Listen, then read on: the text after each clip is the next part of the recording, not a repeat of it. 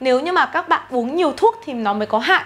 Nó là hình viên thuốc nhưng không có nghĩa nó là thuốc. Thực phẩm bổ sung là có những cái vitamin, những cái khoáng chất cần thiết có trong cái thực phẩm hàng ngày hoặc là không có trong thực phẩm hàng ngày. Hello, xin chào tất cả mọi người. Cái video ngày hôm nay là một cái video Na quay về những loại thực phẩm bổ sung hay còn gọi là supplement. Update xem là dạo này Na hay uống cái gì.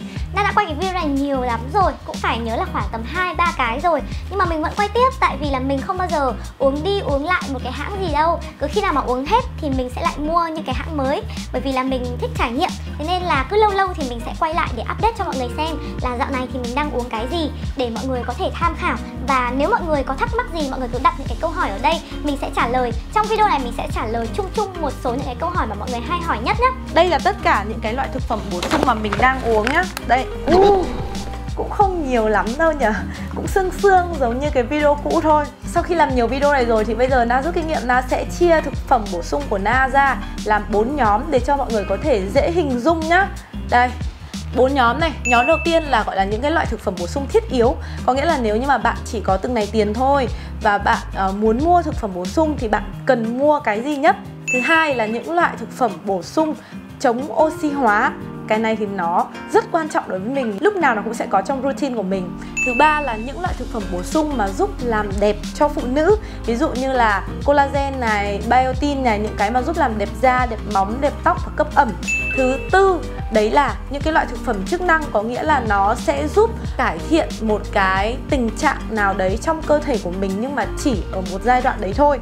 Hôm nay mình sẽ nói tới cái nhóm thực phẩm bổ sung mà giúp làm đẹp da dành cho phụ nữ trước nhá. Bởi vì là có một cái thực phẩm bổ sung mới, là mới update luôn. Đấy là nước uống làm đẹp Adiva Go.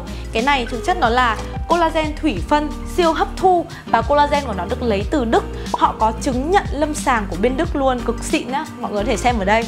Collagen có phải là loại thực phẩm bổ sung thiết yếu mà ai cũng phải có không? Không, bởi vì nó không nằm ở nhóm 1. Nhưng mà collagen thì có quan trọng không? Đối với Na thì có. Các bạn ơi, da của mình là được cấu tạo từ collagen. Mình có lớp biểu bì này, xong rồi hạ bì, xong các mô liên kết ở dưới da. Mà ở hạ bì của mình thì có những cái sợi collagen và elastin ấy, nó kết cấu, nó tạo thành cái chất da của mình. Nếu mà các bạn để ý thì bắt đầu từ năm 22 tuổi ấy, da của chúng ta nó sẽ mất dần đi collagen. Ngày xưa thì mình sẽ tự sản sinh ra collagen, thế nên là da của chúng mình rất là mịn màng khi chúng mình còn trẻ. Nhưng mà bắt đầu đến tuổi lão hóa ấy, là da nó sẽ nhăn nheo, nó sẽ bớt cái độ đàn hồi, nó sẽ mỏng đi, nó không còn cái độ căng bóng và mịn màng nữa ấy. Đấy là sự tự nhiên của lão hóa và không ai trong chúng ta có thể chống lại được. Tuy nhiên nếu mọi người chịu khó bổ sung collagen mỗi ngày một chút thì khi mà đến cái độ tuổi lão hóa, mọi người trông bản thân mình sẽ thấy khác biệt so với những người mà không bổ sung collagen.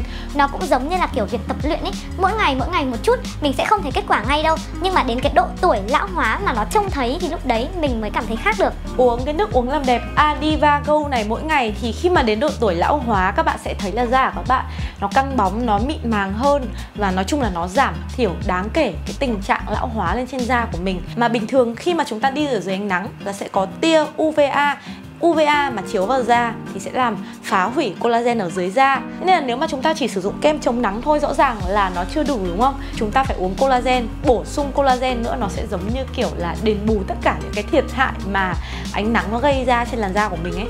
Da của mình ấy, dạo này nó đẹp hơn năm ngoái rất là nhiều, nó căng và mịn hơn đây này. Thì để làm được cái điều này mình phải kết hợp giữa việc trong uống và ngoài bôi, uống collagen và kết hợp skin care và sử dụng những cái treatment đặc biệt ấy. Mình khá thích Adiva Go ở chỗ là họ ghi rõ cái giá trị dinh dưỡng ở phía đằng sau bảng thành phần. 28 calo này, cam kết 40 là không màu nhân tạo, không chất bảo quản, không chất béo, không caffeine, protein 3.500mg, collagen là 2.500mg. Đây là lượng collagen khá là phù hợp với phụ nữ. Có cả biotin nữa luôn. Cái này nó sẽ hỗ trợ mọc tóc và dài móng tay nữa. Hay quá, tại vì bình thường mình rất là quan tâm đến biotin. Còn nhiều vitamin khác nữa như kiểu là coenzyme Q10 giúp chống oxy hóa và bảo vệ tế bào này, ceramide giúp dưỡng ẩm da, L-theanine và GABA giúp giảm stress và giúp ngủ ngon, hồng sâm và vitamin C giúp hấp thụ collagen tốt hơn, B3, B6, BM2 và D3 nữa. Bởi vì đây là một cái brand của Việt Nam nên là giá sẽ mềm hơn so với những cái hàng ngoại nhập. Tuy nhiên là chất lượng thì vẫn an toàn bởi vì là có chứng nhận FDA của Mỹ về chứng nhận an toàn sử dụng. Đây mình để đây cho mọi người xem nhá. Cái hộp này mình mua là 699.000 và trong này thì có 14 chai. Mỗi ngày một chai các bạn uống trong 1 tháng. Ok luôn. Mình sẽ để cái link mua hàng ở phía dưới này cho bạn nào cần quan tâm và tham khảo nhé. Ở cái nhóm thực phẩm bổ sung giúp làm đẹp da cho phụ nữ thì ngoài collagen, Adiva mình còn sử dụng cả cái này nữa. Đây, cái này chắc là nhiều bạn nhìn quen mắt rồi đúng không? Cái viên cấp ẩm Inner Bee của Hàn Quốc. Đây mình uống cũng gần hết rồi. Cái này thì là mình được tặng từ cái hôm mà mình làm việc với cả bên Sosola. Đúng rồi, mình chỉ định uống một hộp này thôi. Cái này là bổ sung hyaluronic acid vào trong da thì nó giúp cấp ẩm cho da. Nó chỉ đơn giản như thế thôi. Còn nếu mọi người hỏi mình là có thấy da ẩm lên không thì câu trả lời của mình là không. Tại vì sao nhỉ? Tất cả những cái loại thực phẩm bổ sung, khi mà các bạn bổ sung các cái loại vi chất vào trong cơ thể thì các bạn sẽ không thấy cái sự khác biệt của nó ngay lập tức được. Nó không phải là bôi vào da mặt mà nó là uống vào trong cơ thể. Nói chung là mình không thấy khác. Tại vì là dạo này mình đang sử dụng cái treatment là tretinoin 0,1%, tức là cái loại nặng nhất của Obagi. Thế nên là da hai cái bên mũi này của mình nó bong chóc da ấy. Kể cả có bổ sung cái thực phẩm bổ sung là hyaluronic acid, nó cũng không giúp da của mình cải thiện cái phần bong đấy. Chỉ có một cái cách duy nhất, đấy là uống nhiều nước, đủ 2 lít nước một ngày thì tự nhiên da nó đủ ẩm và nó hết bong luôn. Đấy, đôi khi có những cái thứ nó đến từ thiên nhiên ấy. Tất nhiên không phải mình chê gì cả, bổ sung HA vào trong cơ thể thì nó vẫn là tốt, nó vẫn giúp cấp ẩm cho da thôi. Chỉ có điều ý của mình là nó không thể nào mà nó như kiểu thuốc tiên được đâu các bạn. Mình thấy nước mới là thuốc tiên, các bạn hãy cố gắng uống đủ ít nhất là 2 lít nước một ngày nhé. Quay trở lại với cả cái nhóm thực phẩm thiết yếu ở phía trên thì như lần này mình lúc nào cũng bảo các bạn rồi đấy, nếu các bạn không có đủ điều kiện kinh tế và các bạn chỉ muốn mua từ 1 đến 2 loại thực phẩm bổ sung quan trọng nhất thì nó chính là omega 3 và vitamin tổng hợp. Đây, lần này mình uống của hai cái hãng khác lần trước nhá. Omega 3 lần này mình uống của Blackmore, mình mua cái loại mini cap, có nghĩa là cái viên siêu nhỏ. Cái viên nhỏ nó chỉ bằng một nửa cái viên kia thôi để uống cho nó đỡ đau cổ họng. Nhưng mà hóa ra là mình vẫn phải uống 2 viên nhỏ đấy. Nói chung là nó chẳng khác gì cái viên bình thường. Còn cái này là vitamin tổng hợp của Curland. Cái này là mình được bạn tặng ấy. Đây là một cái hãng rất là nổi tiếng ở, chả nhớ ở bên Úc hay là bên Anh ấy nhỉ. Thì mình đã đọc kỹ cái bảng thành phần ở đây rồi. Cái bảng thành phần của cái viên vitamin tổng hợp này nó khá là khác so với những cái viên mà mình từng uống. Nó khác ở đây là nó có nhiều chất hơn mọi người ạ. Nó có nhiều chất hơn những cái hãng khác rất là nhiều. Bình thường một hãng khác nó chỉ có khoảng một ô này thôi này, thì cái hãng này nó phải có cả ô bên này và cả ô bên này. Nó có cả vitamin và khoáng chất. Bình thường họ sẽ chia ra là cái nhóm khoáng chất riêng và cái nhóm vitamin riêng. Nhưng mà cái này thì nó có cả hai. Thế lúc mà mình đọc ra thì mình bảo là thế chả nhẽ uống những cái mà nó có nhiều chất hơn như thế này thì nó sẽ tốt hơn à. Sau đó thì mình đã so sánh nó với cả cái viên vitamin cũ của nhà Việt Nam Supplement ấy. Thì mình phát hiện ra là cái này nó có nhiều chất hơn, nhưng mà có một số chất thì cái hàm lượng của nó lại ít hơn. Thế nên người ta mới tổng hợp được vào trong một cái viên nén như thế. Nói chung là khi mà mình uống đầy đủ tất cả những nhiều chất như này rồi thì mình sẽ bỏ bớt cái vitamin tổng hợp và cái khoáng chất tổng hợp của Việt Nam Supplement đi. Tiếp theo là cái nhóm fix, có nghĩa là tháng nào mình cũng sẽ uống, kể cả đổi hãng nào thì mình sẽ vẫn luôn luôn giữ nó trong chương trình của mình. Đấy là nhóm chống oxy hóa, astaxanthin hoặc là vitamin E. Nói chung là cũng là thuộc dạng chống lão hóa, chống oxy hóa đấy các bạn. Thì lần này mình uống của một cái hãng khác nhá. Hãng này cũng là chồng mình mua cho mình nên là mình cũng không biết là mua ở đâu và bao nhiêu tiền. Các bạn có thể lên trên mạng search, nhưng mà các bạn nhớ là tất cả những cái này search thì đều phải mua hàng chính hãng. Tìm gian hàng chính hãng ở trên các cái trang thương mại điện tử ấy, hoặc là mua sách tay của người nhà, chứ không được mua những hàng trôi nổi. Mình đã so sánh nó với cả cái viên cũ của nhà Việt Nam Supplement, cái viên màu đen đen ấy mà lần trước mình uống thì cái hàm lượng astaxanthin trong này nó ít hơn. Ở đây chỉ có 6mg thôi, còn ở kia mình nhớ là 12mg hay là 20 ấy, mình không nhớ, nhưng mà nói chung là nó gấp đôi. Thì khi mà mình đọc, mình phải đọc kỹ và đi sâu vào cái hàm lượng thì mình mới biết được là cái viên nào nó hơn cái viên nào, chứ không phải là chỉ nằm ở giá.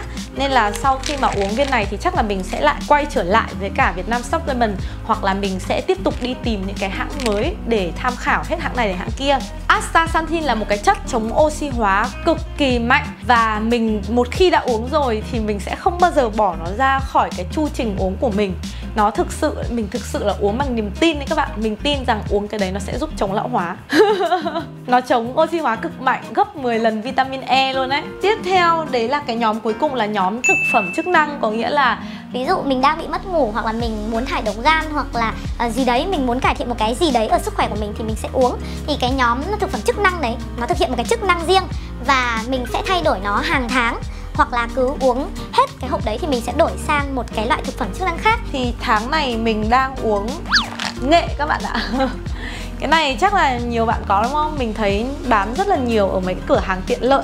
Nó là viên nghệ mật ong. Thật ra thì mình đang bị đau dạ dày. Mấy hôm nay mình bị đau dạ dày lại. Mình cũng không hiểu tại sao nữa. Có thể là mải làm việc quá nên là buổi trưa bị ăn muộn chứ không ăn đúng giờ ấy.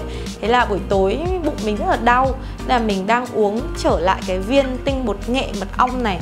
Đối với mình thì cứ khi nào mà bị đau dạ dày ấy mà uống bột nghệ pha với cả mật ong. Bình thường mình sẽ hay uống cái bột nghệ nguyên chất ấy, xong rồi mình pha với cả một cái cốc mật ong ấm. Thì uống, chỉ cần uống xong rồi đi ngủ một giấc thì dậy bụng nó sẽ bình thường trở lại. Sau đó thì mình sẽ uống cái viên nghệ này liên tục trong cả tháng để cho cái dạ dày của mình nó lành trở lại ấy, nó an toàn trở lại. Chứ nếu như mà mình kiểu chủ quan xong rồi mình không uống, không chăm cái dạ dày nữa, thế là nó sẽ lại bị lại.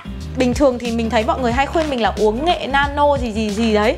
Nhưng mà mình thấy cái mà tốt nhất đối với mình ấy, nó chỉ là cái bột nghệ tươi bình thường, xong rồi nó pha chung vào với mật ong và nước ấm thôi. Nó chỉ đơn giản thôi, mỗi một cốc nghệ vào buổi sáng khi mà bụng rỗng, trước khi bạn ăn một cái gì đấy. Bởi vì là nghệ có tính chất kháng sinh nên là nó sẽ đi vào trong dạ dày của mình và nó sẽ chữa lành cái dạ dày của mình. I love nghệ. Nghệ cứu rỗi cuộc đời tôi. Mọi người còn có hay hỏi một cái câu hỏi nữa. Đấy là uống và sử dụng nhiều thực phẩm bổ sung như thế thì có hại gì không? Câu trả lời là không, các bạn cứ yên tâm. Đây không phải là thuốc. Nếu như mà các bạn uống nhiều thuốc thì nó mới có hại. Nó là hình viên thuốc nhưng không có nghĩa nó là thuốc. Thực phẩm bổ sung là có những cái vitamin, những cái khoáng chất cần thiết có trong cái thực phẩm hàng ngày hoặc là không có trong thực phẩm hàng ngày. Và người ta sẽ tổng hợp lại để bỏ vào trong cái viên nang để cho các bạn uống, chứ nó không phải là thuốc. Nên là các bạn uống cũng như là các bạn ăn thôi. Ví dụ như là nó có chất xơ, có vitamin A thì cũng giống như việc là các bạn ăn nhiều quả cà chua ấy. Nó không hề có hại gì cả. Và khi mà các bạn uống nhiều loại khác nhau, nó cũng không hề ảnh hưởng và cũng không hề đánh nhau. Chỉ trừ những cái loại thuốc và thực phẩm chức năng, có nghĩa là nó có một cái chức năng gì đấy, ví dụ như là thải độc gan này, hoặc là chữa bệnh ABC này nọ, thì những cái đấy mới là những cái mà chúng ta không nên uống nhiều và phải theo đơn kê của bác sĩ. Còn thực phẩm bổ sung thì các bạn có thể uống thoải mái, uống nhiều thứ, không ảnh hưởng gì hết nha các bạn. Và thời gian mà uống thực phẩm bổ sung, các bạn hay hỏi mình là nên uống vào một thời gian nào trong ngày không? Thì đúng, chúng ta dù là thuốc gì chăng nữa hay là bất cứ cái chất gì chăng nữa thì chúng ta cũng đều nên nạp đều đặn vào 1 giờ mỗi ngày. Như thế nó sẽ giúp cho cái cơ thể của mình nó được hoạt động một cách đều đặn hơn. Kể cả thuốc tránh thai hàng ngày cũng thế thôi, chỉ nên uống vào 1 giờ mỗi ngày thôi. Lại đang hơi đau dạ dày rồi. Thôi rồi, thế video ngày hôm nay thì xin phép được dừng ở đây. Cảm ơn tất cả mọi người đã xem và hẹn gặp lại mọi người trong cái supplement routine tiếp theo của mình. Bye bye.